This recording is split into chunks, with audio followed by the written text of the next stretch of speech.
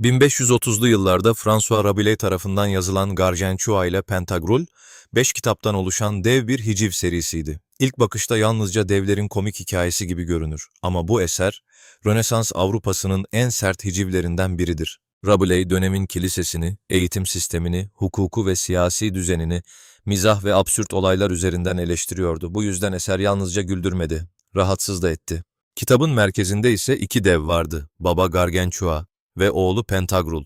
Ama bu devler yalnızca fiziksel olarak büyük değildi. İştahları, merakları ve dünyaya bakışları da dev gibiydi. Rabelais bu karakterleri tamamen kendisi yaratmamıştı. Onlar eski halk masallarındaki dev efsanelerinden esinlenilmişti. Yazar bu masalları aldı ve onları modern düşüncenin bir aracına dönüştürdü. Serinin yazılan ilk kitabı Pantagruel'dı. Bilgiye aç bir dev olan Pantagruel.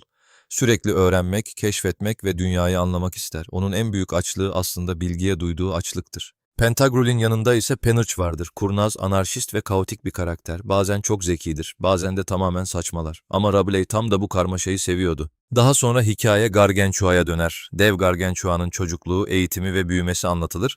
Rabelais burada özellikle ortaçağ eğitim sistemini alaya alır. Çünkü ona göre ezber bilgi, insanı bilgeleştirmiyor, aptallaştırıyordu. Üçüncü kitapta ise hikaye daha felsefi bir hal alır. Penarch bu kez tek bir soruya takılır. Evlenmeli miyim? Ama aldığı her cevap daha büyük bir karmaşa yaratır. Dördüncü kitapta Pantagruel ve arkadaşları, kutsal şişeyi bulmak için absürt bir deniz yolculuğuna çıkar. Tuhaf adalar, garip topluluklar ve kaotik olaylarla dolu bu yolculuk, aslında dönemin toplumuna yapılmış büyük bir taşlamadır.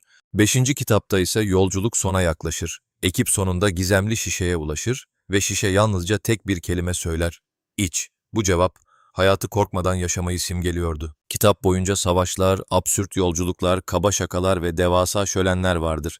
Pantagruel ve arkadaşları bazen savaşır, bazen tartışır, bazen de gerçeği aramaya çalışır. Rabelais'in dili ise tamamen çılgıncaydı. Kelime oyunları, küfürler, şiirsel cümleler ve felsefi tartışmalar.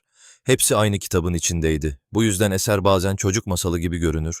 Ama altında çok sert bir toplum eleştirisi vardır. Kitap o dönemde büyük tepki çekti. Sorbonne'daki din adamları eseri müstehcen ve tehlikeli buldu. Bazı bölümler sansürlendi, bazıları ise sapkınlıkla suçlandı. Ama insanlar kitabı okumayı bırakmadı. Yıllar sonra düşünür Mikhail Bakhtin bu eseri karnaval edebiyatının en büyük örneklerinden biri olarak tanımladı. Ona göre Rabelais'in dünyasında herkes otoriteyle alay edebilirdi. Çünkü kahkaha bazen en güçlü eleştiri biçimidir. Yaklaşık 500 yıl önce yazılmış olmasına rağmen Gargantua ile Pantagruel bugün hala modern hissediyor. Çünkü Rabelais yalnızca devleri anlatmıyordu. Açgözlülüğü, cehaleti, iktidarı ve insanın çelişkilerini anlatıyordu. Kaotik, absürt ama hala fazlasıyla tanıdık.